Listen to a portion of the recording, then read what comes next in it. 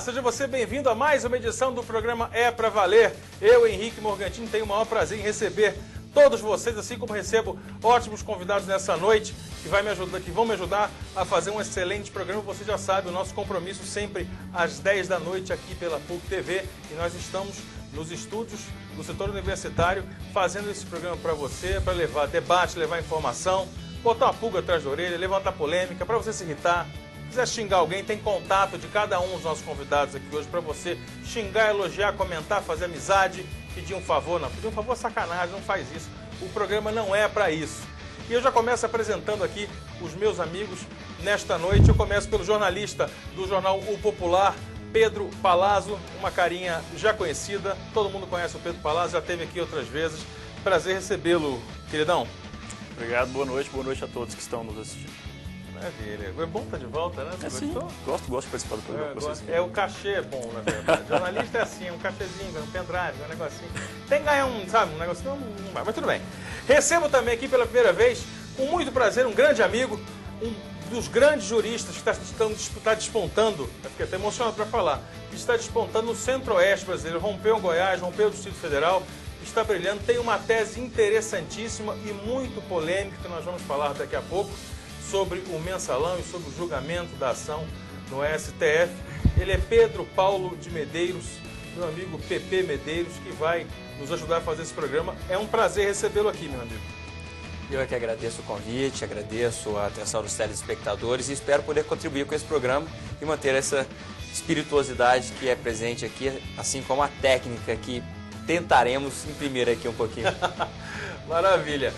Completamos essa mesa para nos ajudar a fazer esse debate o Dr. Lorival Machado, ele que é juiz de direito, juiz criminal, doutor. É isso. Boa noite. Boa noite. Muito obrigado pelo convite. E da mesma forma espero contribuir para o debate. Muito bem, maravilha. De forma a informar os telespectadores, né? Um pouco mais, embora tantas informações nós temos. Não, vai diariamente. fazer. Faremos sim. Do julgamento. Como é de praxe, mostra aí no fundo os ripongas. Como é de praxe, nós apresentamos nosso vídeo. O vídeo que nós selecionamos hoje é de um show histórico de ninguém mais, ninguém menos que o maior guitarrista que já existiu na face da Terra até o momento, James Marshall Hendrix, conhecido como Jimi Hendrix, num show de novembro de 1970. Olha, ele aí em Maui, na ilha de Maui. Então, vocês vão acompanhar o programa com direito a um pouquinho de vulcão em erupção, com som, sem som, mas com um gestual interessantíssimo, a mímica plástica de Jimi Hendrix. Bota o Morgantini de volta e vamos lá. Meus amigos, eu comecei apresentando cada um e falei do PP, do Pedro Paulo Medeiros, falei sobre a tese que ele tem e é interessante debater sobre isso, numa reta final que nós estamos da ação 470 no STF. E nós temos, não por acaso, mas até inclusive queria aqui registrar a sugestão valiosa do nosso diretor, Daniel Santana, que está nos acompanhando, de dividir os nossos convidados aqui hoje de uma forma bastante temática, por assim dizer. Porque nós temos pelo menos três grandes personagens, três protagonistas em relação a esse debate do mensalão. Nós temos os juristas, nós temos quem está julgando de fato.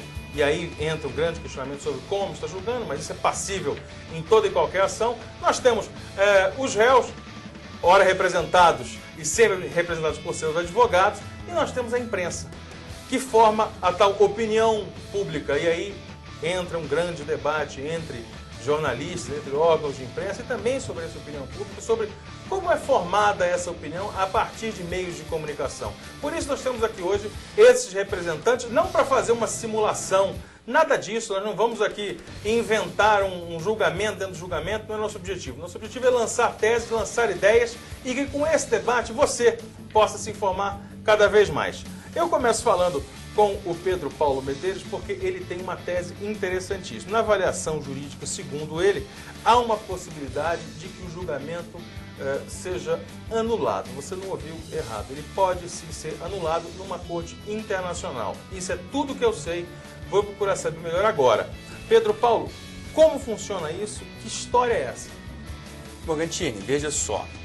Essa tese que eu tenho aventado, tenho procurado trazer a público, não é uma tese que é inédita, nem é uma tese com relação à qual eu difundo e defendo só. Há outros vários advogados e há juristas de verdade, não como eu ainda um incipiente, que a defendem. E posso citar, por exemplo, Luiz Flávio Gomes. A tese é muito simples, é de que o Brasil é um Estado soberano e dentro de sua soberania prevista na Constituição, ele assinou convenções internacionais ou tratados internacionais de direitos humanos.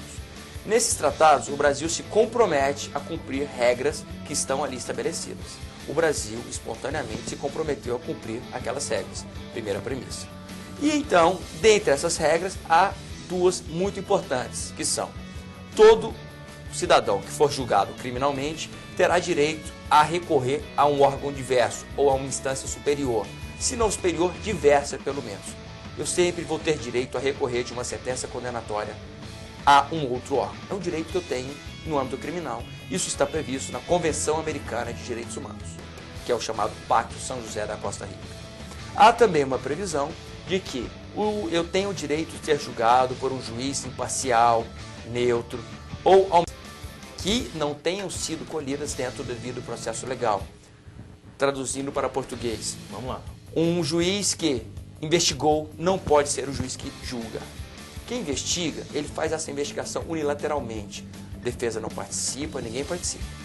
Quem julga, o julga com elementos colhidos sobre o contraditório, ampla defesa, advogado questionando, promotor questionando, perícia, na frente do juiz, publicamente. A investigação não é pública.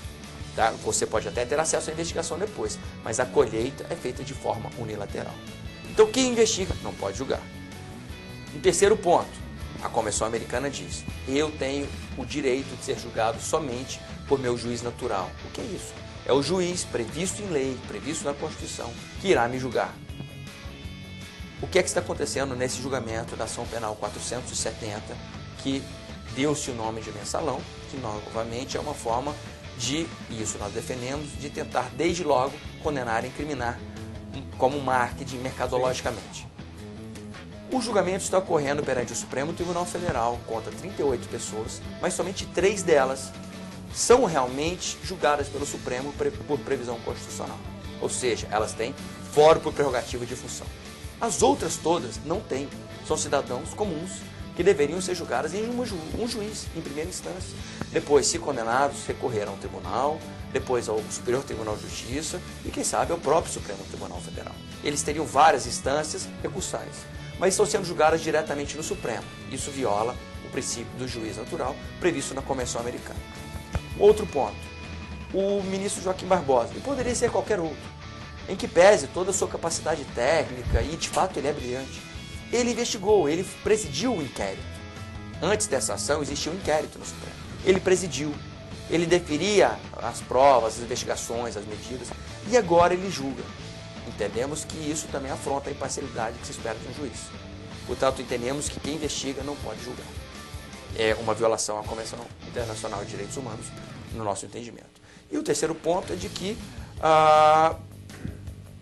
está se negando a essas pessoas um segundo grau de jurisdição, ou seja, se condenadas pelo Supremo Tribunal Federal, e ao que parece várias estão sendo, não haverá para onde elas recorrerem. Mas dentro do Supremo Tribunal Federal há a possibilidade de você opor embargos de declaração ou embargos infringentes em razão da decisão não ser por unanimidade. Mas isso é levado ao próprio colegiado. Você não tem direito a um colegiado diferente. O que a previsão da Convenção diz é que você tem direito a um órgão diferente.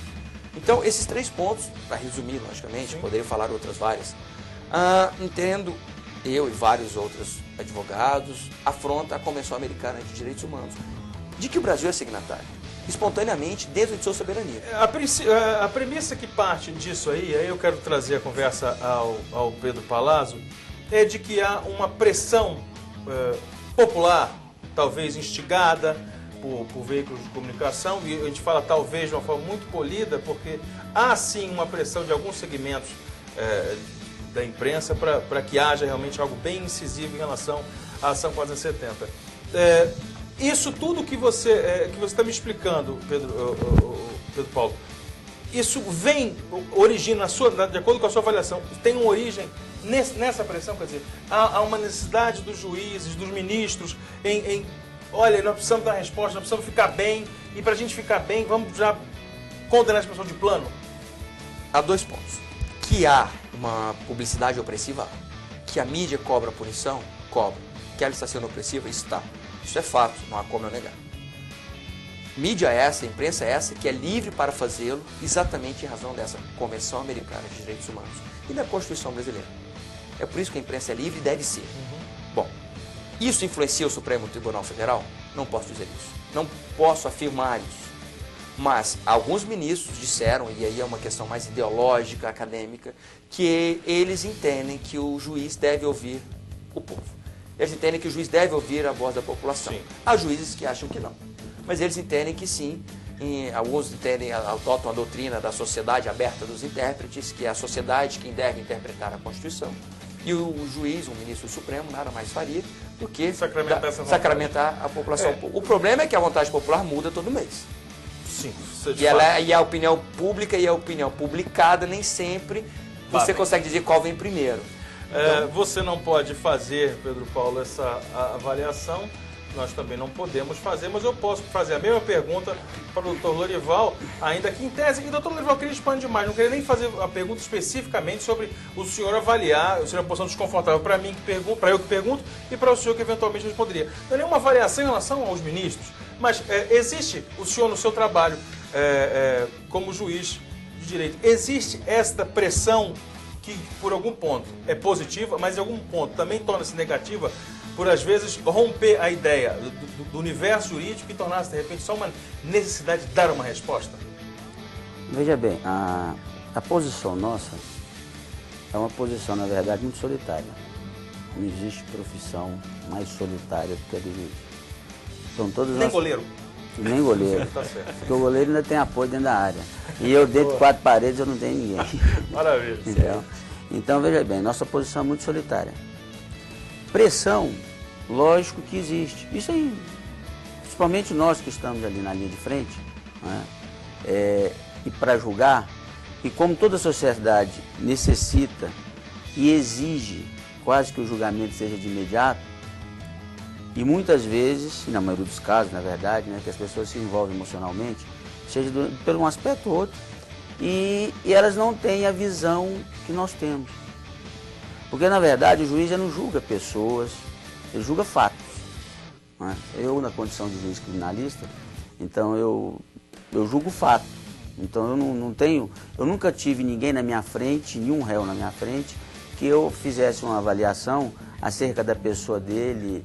Ele pode ter cometido o pior crime, o crime mais hediondo, que eu não estou ali para julgar a pessoa dele. Então, simplesmente os fatos. A pressão, como ela existe, o que o juiz tem que fazer, na verdade, e eu creio que na maioria dos casos, por exemplo, a gente se debate dos colegas, você tem que se furtar essa pressão e tem que resistir também. Então, muitas vezes, você tem que ser frio. E às vezes impopular.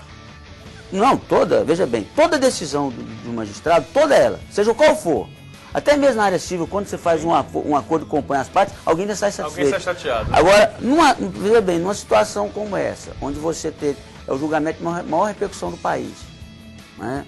A maior ação penal que já tramitou dentro do Supremo, né? São 38 réus, mais de 600 testemunhas ouvidas, mais de 60 mil páginas, uma pressão enorme, uma corrupção absurda, dinheiro saindo para todo lado. Logicamente que a pressão vai existir, né? E vai desagradar. Toda decisão vai desagradar alguém. Se você condena, você desagrada os réus. Se você absolve, você desagrada a opinião pública, desagrada a imprensa. Aí, como eu já vi vários, é uma questão que eu até entendo como uma falta de ética absurda, alguns jornalistas tecer comentários em artigos acerca de questões técnicas, questões jurídicas, que a pessoa não tem nenhum conhecimento. Né? Você querer violentar o convencimento do julgador e sem conhecimento de como ele julgou. Porque a questão toda, você tem que fazer uma análise de um processo desse é muito difícil. Né? Doutor Lorival, eu não quero suscitar o enfrentamento, mas eu estou aqui para suscitar o debate. Então, sem causar nenhum milindre, mas de forma aberta, eu lhe pergunto, essa tese previamente defendida aqui, explicada previamente e superficialmente, doutor Pedro Paulo, o senhor corrobora dessa ideia? O senhor acha que há caminhos, ainda que iniciais, arrastros, uma leve fumaça de que isso possa vingar? Olha, eu já tinha lido algumas coisas, principalmente do que citou do Flávio Gomes. Foi a primeira vez que eu vi algum comentário acerca do tema, dessa tese. Comentários acerca da posição dele, de quem defende a tese, eu não vou fazer, até porque é uma questão muito complicada, nós que julgamos. Sim. Se porventura lá na frente eu tesse algum comentário, eu posso até depois me dar por suspeito que eu não vou poder julgar um caso semelhante. Né? Embora minha competência seja restrita, não seja esse caso, mas é uma questão, eu vou simplesmente tecer um comentário acerca da situação toda, até mesmo da nossa normatização, da Constituição. Pois bem, primeiramente, com relação à questão dessa possibilidade de julgamento à Corte Interamericana, o Brasil, sim, é signatário do Pacto de São José da Costa Rica, né, de onde resultou a criação da Corte Interamericana. Né, e o Supremo já decidiu acerca da questão de competência e com relação ao Pacto de São José da Costa Rica. Nós temos na nossa Constituição, que é a nossa lei maior, e todas as outras leis, inclusive tratados, têm que se adequar à nossa Constituição. E o Pacto de São José da Costa Rica foi, né, aclamado como superior às leis infraconstitucionais, mas inferior à nossa Constituição. Certo? Então nós partimos dessa premissa. Então ele não pode, em nenhum aspecto, afrontar a nossa Constituição. E principalmente por questões de soberania. Né? Como até foi dito por ele, existe a soberania, então o nosso Estado não pode ser afrontado com isso. Né? Então, com relação a essa questão da possibilidade de se recorrer à Corte Interamericana, então nós temos a competência do Supremo Tribunal Federal, né, nessas questões, que é um foro por prerrogativa de função, que isso também é outra questão muito polêmica, que no primeiro momento, lá atrás, muita gente já questionou. Isso. E os políticos, na verdade, sempre se fizeram, usaram essa norma justamente para ter algum benefício.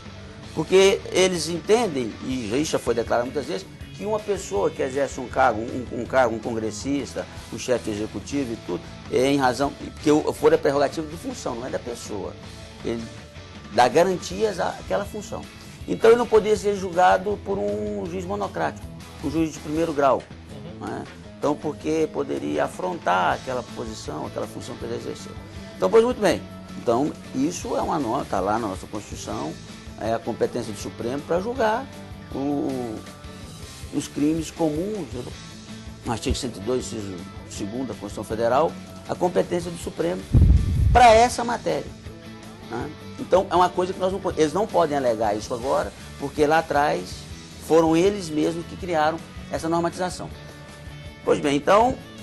Dá uma briga boa. Justamente. A questão do recurso em si, como já foi salientado pelo Dr. Pedro Paulo, existe sim a possibilidade, o regimento interno do Supremo prevê, no caso de absolvição, com mínimo de 4 votos, o réu poderá recorrer com embate insuficiente e, se caso seja acolhido o recurso, aí terá novo julgamento, será distribuído para novo relator, novo revisor. Então é um novo julgamento que será feito. Perfeito. Então tem tudo isso. Né? Agora, a questão de você remeter o julgamento, né, pela nossa mais alta corte, a uma corte interamericana, que lá também você não tem nem previsão, não tem nem procedimento estabelecido para esse tipo de julgamento, não existe. Né? Então, eu entendo que não seja possível. Com relação à questão isso aqui já implica a questão do juiz natural, que o Supremo, em razão dessa prerrogativa de função, está na Constituição, nas normas de processo, a competência do Supremo, e já implica a questão do juiz natural. Com relação à questão da falta do contraditório e a afronta aos princípios, devido ao processo legal, essa questão do relator ter presidido o inquérito, veja bem, eu acho que nenhum processo deu mais oportunidade de defesa do que esse. Porque, eu não sei, ele foi dividido em 3 fases. Inquérito, todos nós, por exemplo, o juiz, eu na condição de juiz, eu não presido inquérito. Quem preside inquérito é só a autoridade policial. O inquérito policial, como nesses casos. Mas diligências, a autoridade policial, o Ministério Público requer diligências para o juiz. Ele defere, ele não investiga. Juiz nenhum investiga. Então, todo momento é pedido diligências, pedido de prisão temporária, medidas cautelares, né, de natureza pessoal então, na real. avaliação que o senhor faz, houve sim possibilidade de defesa? Não, eu só vou concluir. Então veja bem, na primeira fase, depois de concluído o inquérito, que é necessário que seja dirigido pelo Ministério Público ao Supremo Tribunal Federal em razão de ter congressistas, e aí também entra outra questão de aqueles que não eram congressistas e tudo, é uma outra regra de competência que é a conexão, então os crimes conexos e tudo, então foi tudo pro mesmo foro. Então teve essa questão. E aí, na primeira fase, teve a notificação de todos os réus, e foi dar oportunidade a todos eles de apresentar uma defesa preliminar. Todos eles. Passado, notificado todos, dada oportunidade posteriormente ao Ministério Público de contrarrazoar essa defesa preliminar apresentada no primeiro plano. Aí foi apresentado em plenário, depois foi dada oportunidade a cada advogado de 15 minutos para eles defenderem suas teses. Aí passou o seu segundo momento, que foi quando o relator apresentou a sua decisão em plenário para apreciar a admissibilidade ou não da denúncia. E ele votou e a maioria dos ministros acolheram. Essa foi a segunda fase. Aí, novamente, todos os réus foram citados. E a partir de então, eles tiveram outra oportunidade de apresentar a defesa prévia. Doutor, deixa eu me interromper o senhor para o seguinte, nós estamos precisando ir para um intervalo, mas eu queria deixar a seguinte pergunta aqui para a gente já voltar falando sobre ela. Talvez o problema não seja exatamente o direito ou acesso à defesa, mas como está sendo, qual é essa relação, e por isso nós estamos por esse debate, a relação que há entre a possibilidade de apresentar defesas junto à pressão e até, digamos assim, a exaltação, como a gente percebe, desses julgadores em tratá-los como heróis, ao transformá-los naquela ideia de ou você faz e fica bem com o povo, ou você não faz e você está mal com o povo. E aí entra aquela ideia de que estar mal com o povo, é como o Pedro Paulo falou, e eu quero trazer o Pedro Paulo à discussão, estar mal com o povo é sempre um negócio muito frívolo. Ora, você está mal porque você faz uma coisa, depois você faz a mesma coisa e está bem. Nós vamos para o intervalo, estamos com o tempo estourado e nós já voltamos para discutir esse assunto aqui, onde é para valer.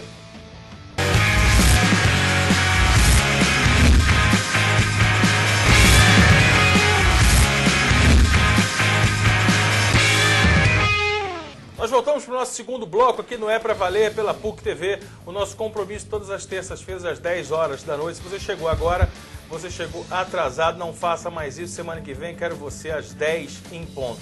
Nós estamos falando aqui sobre mensalão, sobre ação penal 470 e um extenso debate, como você pode perceber. Temos aqui um advogado, temos aqui um juiz de direito e temos um jornalista que ficou quietinho. Rapaz, jornalista quietinho, um negócio tão milagroso.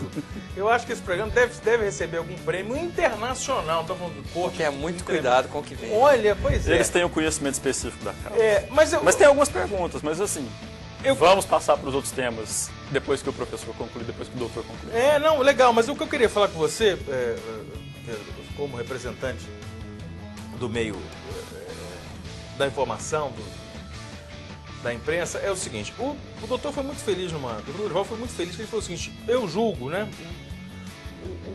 O juiz julga fatos, trabalha com fatos. Nós da imprensa, nós precisamos admitir isso, nós julgamos ideias e cada vez mais nós temos julgado pessoas, sim, trajetórias. Ainda mais se for no mundo político, nós somos invadidos e compelidos, frutos do meio como somos, nós somos compelidos a nos imiscuir naquele fato, nos imiscuir naquelas ideias e também na personalidade do sujeito. Sim, mas é uns detalhes técnicos Isso que tem precisam ocorrido. ser ditos, né? Por exemplo, eles falaram sobre a questão de algumas opiniões sem conhecimento específico de causa. O jornalismo tem a área de opinião. Agora, se o jornalista que está com a área específica para dar opinião, dando uma opinião sem conhecimento de causa, aí é uma questão pessoal e claro que do veículo que endossa o que ele está falando. Mas tem a outra área em que as fontes, em que os juízes, os advogados são ouvidos e o que eles falam é que é representado. Mas, de fato, há várias opiniões, é baseado, inclusive, na pessoalidade dos juízes, aquela questão que nós falamos aqui fora do ar. Tem vaidade de juiz, tem vaidade de todo mundo envolvido no caso também. Isso são pessoas humanas, né? Pessoas humanas, com perdão da redundância, isso influi no julgamento. É claro que é fato, vocês têm que ser até os fatos, mas vocês também têm sua individualidade. Imagino que isso, de alguma forma, também passe para o julgamento, não é isso? Aqui só um adendo que você falou da questão de o fato da imprensa julgar. O que é pior ainda é o pré-julgamento. E muitas vezes na nossa área existe aquele pré-julgamento da opinião pública que a pessoa já sai condenada e gera influência. No caso específico do Tribunal do Júri, quem julga são os pares, são pessoas da sociedade, são leigos que não têm conhecimento jurídico nenhum. Então, muitas vezes, o fato tem uma repercussão maior e é toda aquela conotação que a imprensa dá, a pessoa chega, quando ele é escolhido para ser sorteado para compor o conselho de sentença, ele já chega com a ideia quase que formada. Né? Então, e isso que é o ruim. O que eu percebo é que acontece muito isso. Eu tive a chance de participar de um deles. Eu já fui jurado. E é interessante, e num caso extremamente bobo, né? Um assunto sério, mas sem a menor relevância. E é interessante que você já chega, muitas vezes na história, por mais irrelevante como era o meu caso, já com uma quantidade de informações tão grande que você naturalmente já está fazendo o papel do juiz mesmo, sem nem mesmo passar por aquela fase de ouvir o promotor, de ouvir a defesa. Então, você imagina uma situação como essa, em que você tem uma pressão tão grande, não é a júri popular, mas uma pressão tão grande como essa, como deve ser a cabeça do sujeito. Por exemplo, aí eu queria perguntar a você, Pedro Paulo Medeiros, sobre esse caso. Nós comentávamos aqui nos bastidores sobre a revista Veja, que colocou uma capa com o ministro Joaquim Barbosa, uma foto dele pequenininho, ele tem uma trajetória heróica como cidadão, como pessoa, um negócio realmente invejável, da situação diversa que ele esteve na vida e hoje, as conquistas que ele tem, principalmente intelectuais, né, da onde ele chegou, mas colocá-lo como herói, como homem que mudou o Brasil, isso é uma forma de pressão? Aí eu queria estender, vou começar com você, mas eu quero estender essa pergunta aos três, já vão imaginando aí. Tá, vamos lá. Não quero me posicionar a respeito de como o ministro Joaquim Barbosa deva ter recebido isso, mas vou me posicionar como cidadão. Eu vejo que a imprensa, ao idolatrar um magistrado dessa forma, ela certamente tenta pressionar Sua Excelência, o ministro Joaquim Barbosa. Se ele se submeteu ou recebeu essa pressão, eu não posso informar. Mas não me parece razoável que um juiz, um ministro do Supremo Tribunal Federal, deva se submeter a ser capa de uma revista. Não que ele tenha tido escolha, na verdade, ele como figura pública ele não escolhe aonde ele vai aparecer, claro. Mas algo deve ser questionado, algo deve ser repensado. Até mesmo o fato da TV Justiça, que veio para dar publicidade aos julgamentos com excelentes intenções e que hoje já nem sei se tem tanta boa intenção ou se o resultado é tão bom. Vira um palco. Porque vira um palco.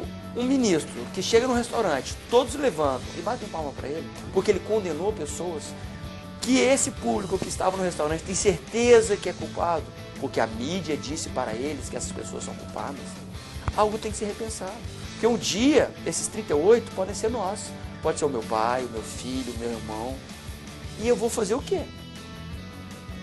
Tudo bem. Pedro Palazzo, faço a mesma pergunta para você. Influência. Uma capa de revista como a Veja, uma super exposição como essa informação adicional, até que o Pedro Paulo trouxe em falar, que o entrou no restaurante é ovacionado. É interessante porque quase sempre é ovacionado, a gente percebe isso pelas redes sociais. A internet varre-se na internet informações dizendo que é um herói, que compara-se o Joaquim Barbosa ao Batman e tudo mais. É sério esse negócio, compara. Então, todo mundo sabe disso. Semana que vem eu vou trazer a foto da montagem que rola na internet sobre o Batman. Joaquim Barbosa de Batman. E isso tudo mexe com o sujeito e muita gente é um pré-julgamento de cidadãos como nós de que sequer tem contato íntimo ou superficial com o julgamento. Se você analisando o trabalho da revista de uma forma geral, você consegue concluir isso. Sim, me parece que ela está fazendo uma pressão para que ele julgue o pessoal como culpado. Porque nas matérias anteriores a revista já fala, ela já traz informações, e ela já dá um indicativo de que para o veículo ali, o pessoal é culpado. Agora, se é ou não, o juiz tem que dizer e imaginamos que ele não vai sucumbir à pressão dessa forma. Muito bem. Doutor Lorival, o senhor está numa situação muito curiosa com a gente, porque o senhor sobrou para o senhor ser o seu representante efetivo do que é mais perto de se sentir como julgador, se sentir pressionado ou não. Mas o senhor chega um dia para trabalhar no seu gabinete, os corredores estão cheios de gente, populares, gritando o nome do senhor, falando que o senhor é a nossa salvação nesse processo, seja ele qual for. O senhor é a nossa salvação, o senhor para resolver tudo, o senhor realmente é o nosso herói. O senhor entra lá naquela posição solitária, pior que goleiro, tocado por isso. Veja bem, eu lhe asseguro que uma situação dessa não vai ocorrer. Muitas vezes pode ocorrer sem uma pressão em outro sentido. Às vezes, parente de vítima e tudo, que pede uma decisão rápida, a celeridade, a prestação adicional no menor tempo possível. Isso é comum, né? Isso acontece mais. Me reportando ao julgamento no mensalão, assim, as pessoas, a imprensa, todo mundo faz uma ideia de que o julgador é o Joaquim Barbosa. Ele é um dos julgadores, ele é o relator. Ele, embora sendo relator, ter apresentado o voto disso, ele poderia ser voto vencido, todo mundo absolver, enquanto ele estava querendo a condenação. Então, veja bem, não pode jogar sobre os ombros dele toda a responsabilidade da condenação. Então, são 11 ministros. O voto de cada um tem o mesmo peso. Agora, eu analiso por uma outra forma. Superdimensionar a posição dele, não somente por esse relator, não. Eu vejo também no aspecto racista. Porque todo enfoque que deram... Assim, social também. Justo. O menino pobre, então, o menino negro. Isso. Então, veja bem, colocaram ele como aquela pessoa, o primeiro ministro negro que chegar à presidência do Supremo, ele na condição de relator, e ele foi sorteado. Não entregaram. Nem entregaram a relatoria para ele, não. Ele foi sorteado como qualquer um dos outros poderia. Né? Então, veja bem, a questão toda, e eu também creio que ele não pediu ou chamou a imprensa para colocar ele nessa posição, não. Não, ele já falou o contrário, ele pensa como o senhor, já deu entrevista nesse sentido. Eu nem não li entrevista dele, não li nada. Nem essas reportagens da Veja, eu não li, não. Eu estou dizendo o seguinte, porque se fosse no caso, se fosse comigo, eu me sentiria constrangido dessas reportagens todas, eu ser capa de revista, me colocar como herói, né? Porque, veja bem, eu julgo uma ação, para mim, ela tem o mesmo valor de qualquer outra. Seja um crime de bagatela, ou seja uma ação que tenha 10, 20 réus, para mim, o trabalho que diferencia em razão da dificuldade, às vezes, do julgamento, em número de processo, condição da instrução, tudo isso, mas é o mesmo julgamento. Eu vou formar minha convicção da mesma forma. Eu vou agir com a minha consciência da mesma forma. Então, o juiz não escolhe o que vai julgar. Não é? Perfeito. Pedro Paulo, você quer acrescentar? Só finalizar. Eu tenho um grande colega, amigo, professor lá em Brasília, no Instituto de Direito Brasiliense, em que ele diz o seguinte, olha, eu acho, ele fala de uma forma extremada, como acadêmico, mas ele diz, eu acho que o ministro do Supremo não tinha que ler jornal. Ele tinha que julgar com o que chega para ele, para não se influenciar pelo que a mídia quer influenciá-lo. Então eu acho que isso é extremado, porque o juiz tem que acompanhar a dinâmica social.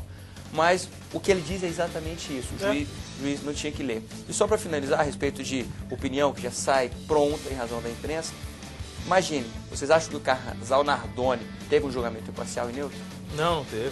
Qualquer jurado que sentasse como sentou lá, já tinha uma opinião absolutamente pré-concebida e formada pelo... Não, eu vou mais além, uma coisa que eu sempre falo aqui, falo no programa Programa Interativa, aliás, me ouçam das 6 às 7, eu vou fazer um jabazinho aqui na Interativa FM, 6 às 7 da noite, estamos lá no DQD.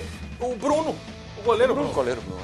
Ué, o goleiro Bruno, eu vou nem fazer eu vou fazer o comentário que eu faço sempre, não vou falar que eu sou duas caras, eu vou fazer aqui na presença de um grande advogado e de um grande juiz. Vou ter que falar, eu acho que é o maior absurdo brasileiro que nós temos hoje no Brasil, chama-se o caso do goleiro Bruno e da Isabela Nardoni, não, da Elisa Samúdio.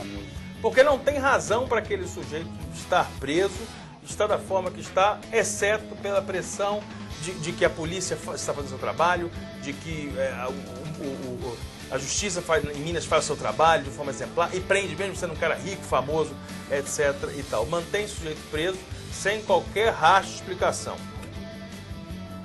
Quer entrar nessa? Desabafou. Posso falar mais um que está preso? Quer entrar nessa? Vamos lá. Sem devia estar preso? Vamos lá. Processualmente falando? Cachoeira. Cachoeira. Tá bom, tá assunto bom também. Tá bom você voltar aqui pra falar isso. Tá mexendo só com coisa fraca. Não é meu salão, cliente, não posso opinar sobre o caso Sim. dos outros, é infração ética, mas processualmente falando, Não tem razão. ele não está condenado. Doutor, se não quiser, eu vou compreender, todo mundo vai entender. Mas quer entrar na história do Bruno? Pelo que você sabe, superficialmente. Eu sei que é difícil superficialmente você falar, porque, né? O caso em si, se você analisar, você tem que falar superficialmente mesmo. Até, por exemplo, quando você já se imiscui nessa seara, por exemplo, como jogador, você não pode ficar tecendo comentário, até porque seria antiético. Sim, então, claro.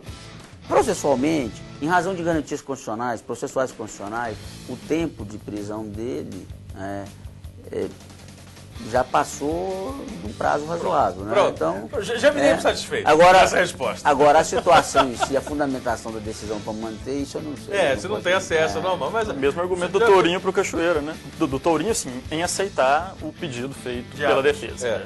Muito bem, vamos voltar à nossa pauta aqui, porque até agora não deu nada de pauta da pra valer, mas o papo tá bom. Vamos falar aqui sobre o avião de Campinas e o show que não ocorreu em Goiânia e vai ocorrer, e tem também uma pendenga jurídica interessante aí. A Agência Nacional de Aviação Civil, a ANAC, instaurou um procedimento administrativo hoje para investigar o incidente que deixou o aeroporto internacional de Viracopos, em Campinas, fechado por 45 horas. O órgão irá apurar se o plano de emergência foi cumprido pela companhia, a Centurion Cargo, que é detentora, que é dona do avião que causou todo o problema e a interdição, e se a Infraero também fez o procedimento correto. Isso gerou um problema lá, meus amigos, porque tem gente que fazia conexão, tem gente que ia viajar com passagem, com reservas, com um negócio pronto para fazer e não conseguiu viajar. Em Goiânia causou um problema muito sério, porque o Pitbull, o rapper Pitbull, não é o Rottweiler, não, o labrador é o Pitbull. Mostra o Pitbull aí, tem o Pitbull aí? Pitbull, olha lá, ó. Quem, doutor Olival, parece quem que você tinha falado? Lex Luthor. Lex Luthor. Ou Kojak, dependendo da sua geração. Kojak tá demodê, né? Kojak, pois é. Boa, é geracional. O Pitbull ia se apresentar em Goiânia, não vai se apresentar. Aliás, informação para você, caso não tenha tido ainda acesso a essa novidade. O show é sexta-feira no Atlanta Music Hall, aqui em Goiânia. Vai acontecer o show, você vai lá com o seu ingressinho vencido e se apresenta onde você comprou para você tirar um novo ticket. Mas eu queria trazer a vocês essa questão. Eu tenho casos interessantes, por exemplo, o ressarcimento. Causa muita confusão, porque aqui a gente tem a cultura de que eu, cliente lesado, que me senti por natureza lesado, tenho que ir lá buscar, tenho que ir lá atrás. E muitas vezes eu tenho que brigar. Às vezes brigar mesmo, a gente vê briga em saguão de aeroporto e tudo mais.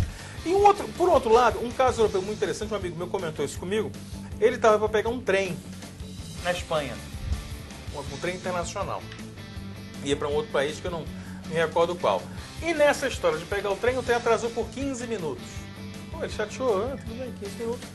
No momento em que eles estavam embarcando, ele recebia um voucher para no destino dele, ele descontar com o equivalente em euro em 30% do valor da passagem.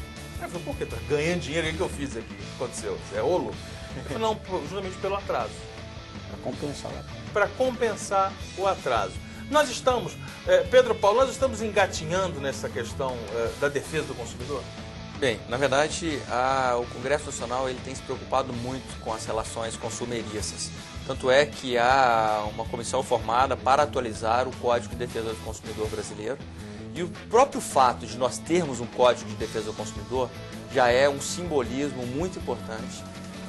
Os fornecedores no Brasil, desde a existência do Código de Defesa do Consumidor, têm se preocupado muito mais em prestar um serviço eficiente e que não cause prejuízo e danos ao consumidor. Mas nós estamos engateando ainda. Para que aconteça algo como isso que você acaba de mencionar, que aconteceu na Europa, ainda há muito a acontecer. O Congresso Nacional tem que fazer leis para que isso aconteça, para que haja efeito pedagógico, para que as empresas comecem a sentir medo de ter que pagar a indenização, porque as indenizações hoje são arbitradas em valor muito baixo, então para as empresas compensa causar o dano, depois paga a indenização. É porque, em contrapartida, o judiciário, me perdoe falar em nome do judiciário, mas penso que é isso, não quer criar a indústria do dano moral que existe nos Estados Unidos, qualquer coisa, 1 milhão, 2 milhões, 3 milhões de dólares.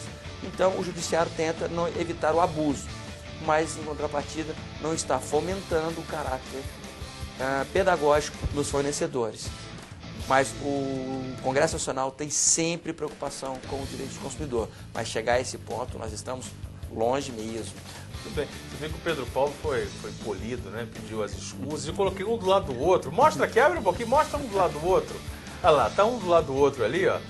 Eu devia ter colocado, pela liturgia, eu devia ter colocado um em cada ponta, entendeu? Pra ficar um negócio diferente ali. E colocou o chão um pitbull. Eu respeito e gosto muito da atuação do advogado, até porque eu advoguei quase 15 anos.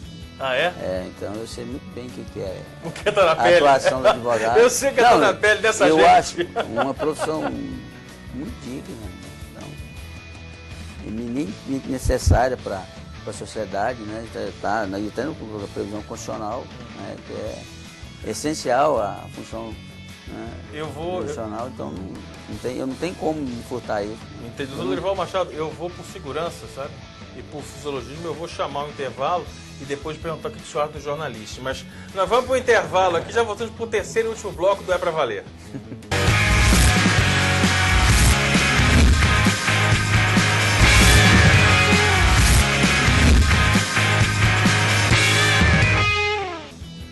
Voltamos aqui para o É Pra Valer na PUC TV.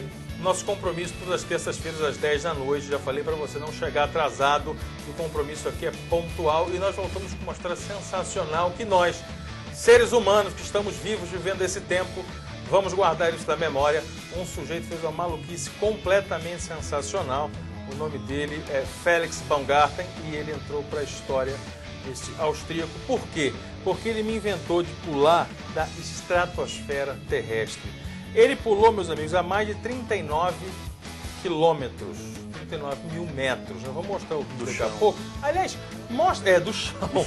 Mostra, vamos começar a mostrar o vídeo desde o início e a gente vai comentando essa história do... Olha aí, ele está subindo, todo bonitão. Olha essa cena. Preso no balão de hélio, né? Preso, ele faz um tchauzinho para você, Pedro. E ele está a 39 quilômetros. Se você tem ideia, você que viaja a Brasília para Anápolis, você de Goiânia, ele saltou. É como se ele pulasse do Daia até o aeroporto de Goiânia. Que tal isso? Ele, nessa brincadeira, atingiu 1.342 km por hora, rompeu a barreira do som com o próprio corpo, quebrou 4 recordes e não conseguiu um, que é passar o maior tempo em queda livre. Mas ele quebrou, ele fez o voo mais alto em estratostático, o salto de altitude máxima e a mais rápida queda livre já registrada. Eu queria Quebrou a barreira do som. Quebrou a barreira do som. Eu queria trazer a vocês algumas questões. Primeiro, esse negócio do limite do humano, ele está caindo ali. Pedro Palazzo, o sujeito faz isso porque quer aparecer, ou ele quer ver até onde ele vai? Boa pergunta, não sei responder não. Mas eu fiquei curioso, se essa não é a maior tempo em queda livre, o que é? Ele perdeu por 16, ele ficou atrás por 16 segundos do Kissinger, que é o mentor dele que estava lá, é um senhor de 80 e poucos anos, que nos anos 60 fez essa mesma coisa, 6 quilômetros a menos, ele pôde 32, então 7 quilômetros a menos, 32 mil metros, e ele passou mais 16 segundos, talvez por causa do vento, ele ficou planando mais 16 segundos. Só que atingiu velocidade menor. Velocidade menor. E talvez tenha ficado mais tempo em queda livre, apesar do espaço ser menor, porque de certa forma dele tinha mais atrito. Exatamente. A tecnologia dos anos 60 com a tecnologia de hoje, né? Exatamente. Eu acho que ele foi mais corajoso. Exatamente. Tá aí, ó, ele já chegou tranquilão, tá fácil, tá como ele falou, deu certo pra mim aqui, não tem como errar e tudo mais. O que chama a atenção, o Pedro Paulo, eu quero trazer essa questão também, que o Pedro Paulo é um grande esportista, é um cara que curte muito aventuras e tudo mais. E essa pergunta que eu fiz ao Palazzo, Pedro Paulo, do limite do humano, isso é uma coisa pessoal, o cara não faz isso pra bater recorde de ninguém, mas vencer talvez a própria capacidade dele? Bem, um sujeito que faz isso aí, se não for para ganhar, alguns fazem isso por dinheiro, é a profissão dele. Sim. Ele se submete a isso, se prepara para isso, para ganhar um bom dinheiro do patrocinador, aí ele é um profissional.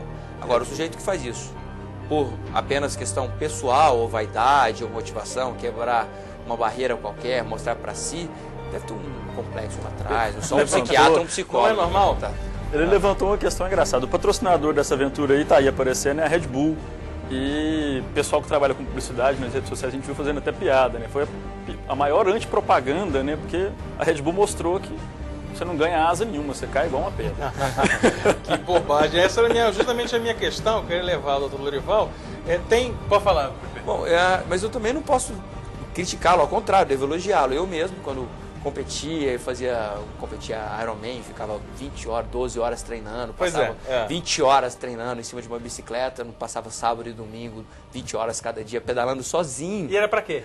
Exatamente, pra quê? Mas essa satisfação pessoal. É. Meu pai me perguntava isso, só pra nós. Qual é o sentido? Eu falava, quero ir pro Mundial, ele tá aí? E aí? E aí? Essa é a história da Dr. Lorival, essa é a história do cara que sobe o Everest. O cara sobe o Everest, o ar some. Ele começa a ver Deus, ele começa a ver anjo, ele tem delírio porque tá rarefeito demais. Ele perde um dedo do pé, congela, ele tem que cortar, senão ele ia perder o braço inteiro. Aí ele sobe, aí ele chega, aí ele desce. O que o cara tá me fazendo lá em cima? Que ele subiu, olhou e desceu. Tem explicação? Não é? É pessoal, mas eu queria trazer o seguinte. Uma autoprovação. Não, é isso. Mas eu queria dizer o seguinte, os limites do humano... Quando não é uma fuga. Pois é, também pode ter isso.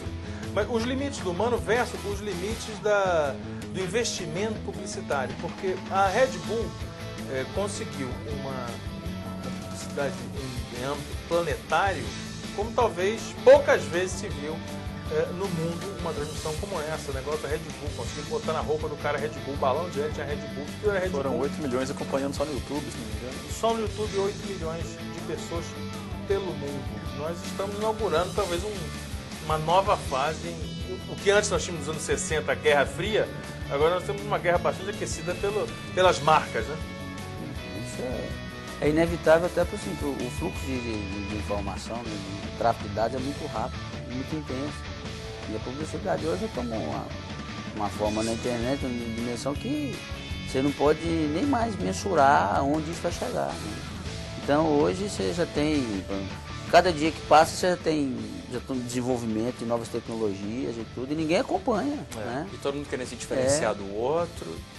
O céu é o limite. Como Estratosfera é o limite. Não é mais o limite. Agora é o limite. Agora, minha opinião com relação a ele... Ao Fera, vamos lá. Ao Baumgart. Ele é um suicídio potencial para mim. Tanto é que ele falou, ele estava tweetando. Caput. É tão interessante isso que ele estava tweetando, ele estava usando o Twitter lá de cima. Né? O tweet programático, ele não conseguia escrever, mas tinha todo um marketing em cima disso.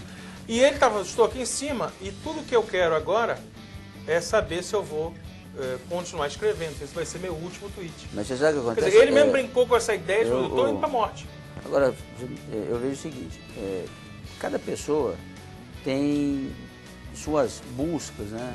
Ou mesmo suas fugas, e às vezes as pessoas vivem nessa busca incessante, né? Ou querendo buscar seus limites e tudo, ou fugindo de alguma coisa, quando na verdade o que você mais precisa é se voltar para dentro de si e se descobrir. Né? E normalmente uma pessoa que tem esse tipo de atitude, ele não tem essa parada para pensar. Ou ele não consegue dar esse tempo para essa introspecção. Isso, né? E com questões mais metafísicas. Então, eu vejo que as pessoas buscam muito a fuga com esse tipo de... O esporte, eu adoro esporte, eu jogo futebol, eu fico muito tempo por gente. Então, é uma coisa assim, é saudável, é gostoso, né? Tem a competição, mas tem certas coisas que... Passa os limites. Uma dessa aí, pra mim, Essa não encara. Essa não, é melhor futebol. Não, essa aí. Tá. Nem pra assistir. Essa eu passo. Nem pra assistir. Não vai dar nem pra convidar o Dr. Lorival, então, pra puladinha da estratosfera terrestre. Aliás, essa queda livre tá igual o Atlético Mineiro, viu? Não podia deixar de fazer esse negócio, essa piadinha aqui. Haja queda bonita igual ao do Atlético. que é do Balgard. Mas vamos falar outra coisa. No Senado está rolando uma comissão com colaboradores para fazer uma reavaliação, uma adaptação, para rever o Código Penal brasileiro. Nós temos aqui o prazer de receber o doutor Pedro Paulo, que, entre outros assuntos, entre outras frentes que ele defende, ele faz parte dessa comissão, de toda essa turma que está lá para rever. E nós temos também um juiz criminalista aqui, doutor Lorival. Eu queria perguntar primeiro a você, Pedro Paulo, em que pé a coisa está, e depois já passar para o doutor Lorival na lide diária, ali no campo de batalha, no trabalho efetivo, o que mais falta? Qual seria a principal demanda que o senhor elegeria na mudança, para uma adaptação à realidade que o senhor enfrenta no seu escopo de trabalho? Começa, Pedro Paulo, contando para a gente. Bom, Gantini, de forma bem rápida, nós tivemos essa comissão formada no ano passado pelo presidente do Senado, o presidente Sarney, da qual fui colaborador, comissão de juristas do Senado para a reforma do Código Penal. Fizemos um projeto técnico, elaboramos um novo Código Penal, é um esboço, um pré-projeto técnico elaborado em um colegiado, eram 13 pessoas, portanto várias coisas ali foram aprovadas por votação. Então há coisas com as quais eu não concordo, há coisas com as quais eu dei a ideia e outras pessoas não concordam. Então o próprio código não é uma unanimidade, esse pré-projeto. Foi encaminhado ao Senado, o presidente Sarney nomeou agora uma comissão de 13 senadores para analisar esse projeto que fizemos, que está recebendo emendas da população, de outros senadores, e depois vai ser analisado pelo Senado, pela Comissão de Constituição e Justiça, depois vai para a Câmara de Deputados, e eventualmente vai ser votado, aprovado e vai ser encaminhado à Presidente da República para sanção e promulgação. Não há prazo para isso? Não há prazo para isso. O presidente Sarney disse que quer fazer isso o mais breve possível, ainda em seu mandato. Mas há várias frentes hoje no Brasil que pedem para que o trâmite seja mais lento, que se suspenda esse trâmite acelerado, como está acontecendo, para ter mais tempo de se apresentar emendas, de se estudar o que foi feito. Há várias críticas ao pré-projeto. Críticas essas com as quais, às vezes, até nós concordamos. Porque, como disse e repito, várias coisas foram aprovadas por colegiado, por 1 voto, 2 votos. Mas é assim, nesse pé que está, há um projeto que tramita no Senado e que está recebendo propostas e emendas. Maravilha. Doutor Machado, é possível, nesse tempo que você teve que pensar, eleger uma necessidade mais preeminente no seu dia a dia para uma mudança, para uma adaptação à nossa realidade? Veja bem, com relação ao projeto, eu te asseguro que eu só vi alguns comentários, li alguns comentários e tudo, eu não tenho conhecimento nenhum do projeto. Né? Eu não posso comentar nenhum. Veja bem, no nosso dia a dia, o que muito se discute é mais com relação a questões processuais e a forma de agilizar a tramitação dos processos. Né? Isso sem ferir o direito de defesa, né? O devido processo legal. A gente vê, assim, é uma coisa que se debate muito, até é um conflito com a OAB, às vezes entende, os advogados entendem que isso feriria o direito de defesa, essa questão da gama de recursos que nós temos, né? Que é muito grande. Né? Então, é uma forma, a busca é justamente encontrar esse termo, né, consensual, justamente para que você não fira essas normas, mas também que possibilite a agilização da tramitação do processo. Então, essa que é a discussão maior. Então, porque todos buscam, isso é unânime, a prestação judicial de uma forma mais séria possível. Isso é o que a sociedade busca, nós também buscamos e tudo. Porque, na verdade, o judiciário, todas as áreas, todos os segmentos das instituições evoluíram. O judiciário, por questões, outras até por interesses escusos, ao próprio judiciário, ele caminha a passos lentos. Perfeito, né? Perfeito. Pedro Paulo, quer complementar? Só complementando, o que o doutor Lorival disse, de fato, é algo que se evidencia que o direito processual precisa de atualização. Eu lhe disse que nós fizemos um projeto de Código Penal, mas é um projeto de Código Processo Penal também que tenta harmonizar isso, equilibrar a razoável duração do processo, a celeridade, com os recursos inerentes, entendeu? Tirar um pouco da enrolação, Isso. mas sem tirar, então, lógico, o princípio da eu participei também de um projeto de novo Código de Processo Penal, quando o senador Marconi Perillo ainda era senador, hoje governador. Eu pude participar, por indicação dele, na parte de cautelares. Ele participou do projeto como senador e eu participei apresentando soluções para cautelares nesse projeto. E hoje eu estou no Conselho Federal da OAB apresentando emendas ao projeto de Código Penal do qual eu participei. Perfeito. Então, Tudo bem. Você não tem nada a acrescentar no Código Penal, né? Muito bem. Vou rapidinho fazer um arrastão aqui rápido, rapaz, de muita história interessante. Eu não posso deixar todo o programa agora, eu tenho que falar do Darwin Awards. Você sabe que o prêmio Darwin Awards, você acompanha, sabe o que se trata, vou explicar rapidamente para vocês, que é um negócio que começou no começo dos anos 80, depois popularizou-se com a internet, que é o prêmio Darwin. O princípio de Darwin é que há uma purificação genética natural sobre os seres humanos, sobre os seres vivos que caminham sobre a Terra. Ou seja, quem tem o gene ruim, fraco, falho, vai se auto-extinguindo ou se esterilizando, ou então ele some de vez e vai ficando só o que há de melhor, o creme de la creme pela face da Terra. E com base nisso, esse Darwin Awards, o prêmio Darwin, começou a premiar gente que tinha justamente mortes estúpidas, quem aprontava e simplesmente rodava, dançava. Porque merecia, porque ele mesmo se auto-extinguia. Você já viu essa história do Darwin Awards? Não. Mas é exatamente isso. Então, isso começou com um site, virou um livro, né? Virou um grande livro em que mostram cenas, situações todas comprovadas, com documentação, não é só chegar a contar um folclore. Seleção natural pura. Que a seleção natural aplicou-se incrivelmente na vida de cada um. E nós temos uma edição sensacional. Moda na Europa e nos Estados Unidos do Darwin Awards. Mostra a imagem. Tá dando para ver o que se trata, minha gente? É um casal de pombinhos apaixonados fazendo amor, fazendo nheco-nheco, fazendo bobiças em cima de um telhado. Mas foi isso que aconteceu quando um taxista encontrou um casal completamente nu, desacordado e gravemente ferido, ambos na casa dos 21 anos de idade. Ele encaminhou ambos a um hospital, eles não sobreviveram, eles não aguentaram e morreram por conta desse assunto misterioso. A polícia não achou nada, não achou uma pista sequer. Não tinha um acidente, não tinha um carro, não tinha uma moto, não tinha um sinal de atropelamento, não tinha nenhum tipo de violência aparente. Eles estavam mortos. Qual não foi a surpresa? Quando dias depois, a polícia lá da Carolina do Sul achou no topo de uma casa, à beira de um telhado perto da calha, as roupas de um homem e de uma mulher cuidadosamente dobradas.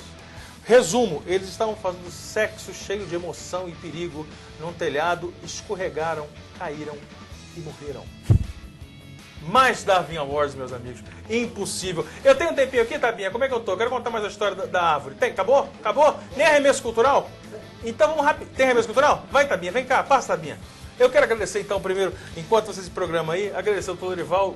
Muito obrigado pela presença. Muito obrigado pelos esclarecimentos, pela participação, doutor.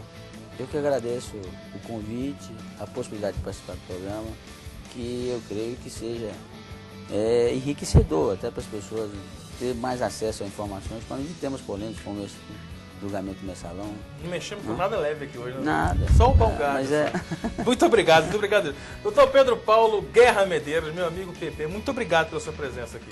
Henrique, eu agradeço o convite, saiba que estou sempre à disposição para aqui vir, estou sempre à disposição na UAB. Quando pudermos auxiliar em qualquer manifestação, só nos chamar. Maravilha, o contato todo mundo está aí embaixo. Pedro Palazzo, obrigado, queridão. Você é de casa, não tem graça. Prazer estar aqui de novo. Tá bom, venha sempre. Vem quando quer, não tá fazendo nada, passa aqui. Vem, Tabinha, me dá aqui, Tabinha. Me dá, Tabinha. Vamos lá. Arremesso, culta, vem, Tabinha. Pô, Tabinha tem mira, não dá nem emoção. já falou, ele machucou. Vamos lá, agora passa pra lá, Tabinha. Passa pra lá de volta correndo. Ninguém tá vendo você, não. Eu vou mostrar correndo rapidinho. Essa dica é uma dica do tempo antigo e do tempo novo. Isso aqui é um clássico de Scott Fitzgerald. Isso aqui eu considero o grande romance americano. É simplesmente o grande Gatsby. Tá? E quem está aqui é a Mia Farrow e o Robert Redford numa atuação memorável, incrível e sensacional. Peço para você ver o filme, mas peço que você leia esse clássico. Também recomendo o mesmo livro.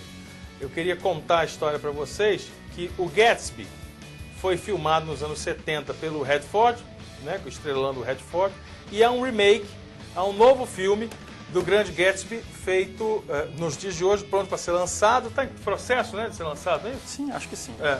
que é estrelando o Leonardo DiCaprio. Vai ser interessante ver um tiratema e ver dois galãs, cada um ao seu tempo, ver quem dá mais charme ao grande Gatsby. Já estão me dando tchau ali, mas eu vou contar aqui, para mim, a maior banda que já existiu em Goiás, Vícios da Era, esse álbum de 2001. Eu recomendo esse álbum aqui fortemente. Os amigos Smooth e o irmão dele aprontam um negócio maravilhoso. Não tem tempo para mais nada. Obrigado, tchau, beijo, até mais.